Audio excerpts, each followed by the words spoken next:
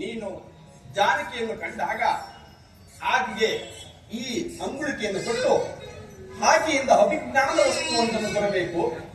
1 ಮಾಸದ ಅವಧಿಯೊಳಗೆ ಆರತಿ ಹೋಗಿ ಬಾ, ನಿನಗೆ ಮಂಗಳವಾಗಲಿ. ಮಹದಾಜ್ಞೆ ಸೀತಾನ್ವೇಷಣ ಕಾರ್ಯದಲ್ಲಿ ವಿಜಯಶಾಲಿಯಾಗಿ ಹಿಂದಿರುಗು. ಹೋಗಿ ಬಾ ಆರತಿ. ಮಹದಾಜ್ಞೆ ಪ್ರಭು. ದೇವ ಲಕ್ಷ್ಮಣ ಸ್ವಾಮಿ ರಾಮಾನುಗ್ರಹದಿಂದ ಸೀತಾಮಾತೆಯವರ ಸಂದರ್ಶನವಾದಲ್ಲಿ ತಮ್ಮ ವಿಚಾರವಾಗಿ ಏನೆಂದು ವಿಜ್ಞಾಪಿಸಿಕೊಳ್ಳಲಿ? ಶ್ರೀರಾಮ ಕಾರ್ಯದಲ್ಲಿ ಜಯಶಾಲಿಯಾಗಿ ಹೋಗುವ. ಅಲ್ಲದೆ ನಮ್ಮ ಅತ್ತಿಗೆಯರಾದ ಸೀತಾಮಾತೆಯನ್ನು ಕಂಡಾಗ ನನ್ನ ಅನಂತ ನಮಸ್ಕಾರವನ್ನು ತಿಳಿಸಿದೆ. ಇದು ಮಂಗಳವಾಗಲಿ. ಮಹಾರಾಜ್ಞೆ ದೇವ. ಕಪಿವೀರರೇ ಕೇಳಿರಿ, ಇಂದು ಮೊದಲಾಗಿ ಸೀತಾಮಾತೆಯವರ ಸಂದರ್ಶನವಾಗುವವರೆಗೂ ನಾನು ಫಲ ಆಹಾರಾದಿಗಳನ್ನು ಭುಜಿಸುವುದಿಲ್ಲ. ಇದಕ್ಕೆ ಶ್ರೀರಾಮಚಂದ್ರನ ಪಾದವೇ ಸಾಕ್ಷಿ. ಜೈ ಶ್ರೀರಾಮ.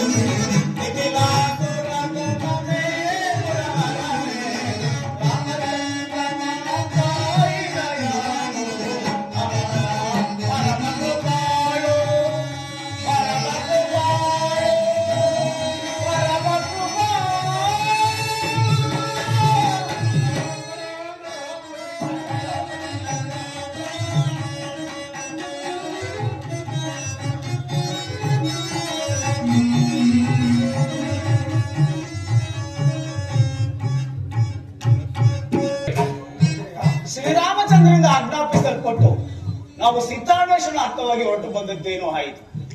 ಈಗ ಮುಂದೆ ಎಲ್ಲಿಗೆ ಹೋಗೋಣ? ಇನ್ನು ಮುಂದೆ ಹೋಗಿ ನೋಡೋಣ. ಅದು ಆಂಜನೇಯ, ಈ ಪ್ರದೇಶವನ್ನೆಲ್ಲ ಹುಡುಕಿದ್ದಾಯ್ತು. ಮಾತೆಯವರ ದರ್ಶನವೇ ಸಿಗುತ್ತಿಲ್ಲವಲ್ಲ. ಹಂಗಲ್ಲ ಕುಮಾರ, ಆಂಜನೇಯ, ಆ ಗುಹೆ ನೋಡಿದೆಯಾ? ಆ ಗುಹೆ ಒಳಗೆ ಆ ರಕ್ಕಸ ಹದಮನು ಅಡಗಿದಿರುವಲ್ಲಿ ಸಂಶಯವಿಲ್ಲ. ಹೌದು. ನಾವೆಲ್ಲರೂ ಆ ಗುಹೆಯೊಳಗೆ ಪ್ರವೇಶ ಮಾಡಿ ಸೀತಾಮಾತೆಯನ್ನು ಹುಡ್ಕೊಂಡು ಬಂದಿರಿ. ಆಂಜನೇಯ, ಹಾಗೆ ಆ ಗುಹೆಯನ್ನು ನೋಡುತ್ತಿದ್ದರೆ ಬಹಳ ಭಯವಾಗುತ್ತಿರುವುದು. ಏನು ಮಾಡುವುದು? ನೀನು ಭಯ ಪಡಬೇಡಿ, ನಾನು ಮುಂದಾಗೆ ಹೋಗುತ್ತೇನೆ. ನೀವುಗಳೆಲ್ಲರೂ ನನ್ನ ಲಾಂಗವನ್ನು ನಡೆದುಕೊಂಡು ರಾಮಧ್ಯಾನ ಮಾಡುತ್ತಾ ನನ್ನ ಹಿಂದೆ ಬಂದಿರಿ. ರಾಮ ರಾಮ ರಾಮ ರಾಮ ರಾಮ ರಾಮ ಸೀತಾ ರಾಮ ರಾಮ ರಾಮ. ಜೈ ಜೈ ರಘುವರ ಸಮರ್ಥ. ಕಪಿವೀರರೇ, ನೋಡಿದಿರೋ, ನಾವು ಗುಹೆ ಒಳಗೆ ಪ್ರವೇಶ ಮಾಡಿದ್ದಾಗಿ ಓರ್ವ ತಪಸ್ಸನ್ನು ಆಚರಿಸುತ್ತಿದ್ದಳು. ರಾಮನಾಮವನ್ನು ಕೇಳುತ್ತಲೇ ಆಕೆಯು ಮಾಯವಾದಳು. ಆದ್ದರಿಂದಲೇ ಗುರುಮೂಲ, ನದಿ ಮೂಲ ಮತ್ತು ಶ್ರೀಮೂಲವನ್ನು ಕಂಡುಹಿಡಿಯಬಾರದೆಂದು ಗುರಿಯರು ಹೇಳಿರುತ್ತಾರೆ.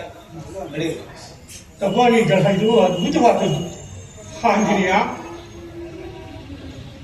ವೇಳೆ ಬಹಳ ಮುಗಿತಾ ಬಂದಿದೆ. ಅದು ಹತ್ತ ನೋಡು, ಯಾವುದೋ ಒಂದು ಬುದ್ಧ ರೂಪವನ್ನು, ಯಾವುದೋ ಒಂದು ಪಕ್ಷಿಯು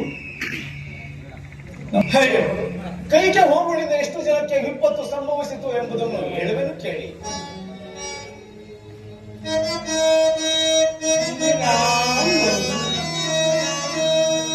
ವನವಾಸಂ ಪಂದರ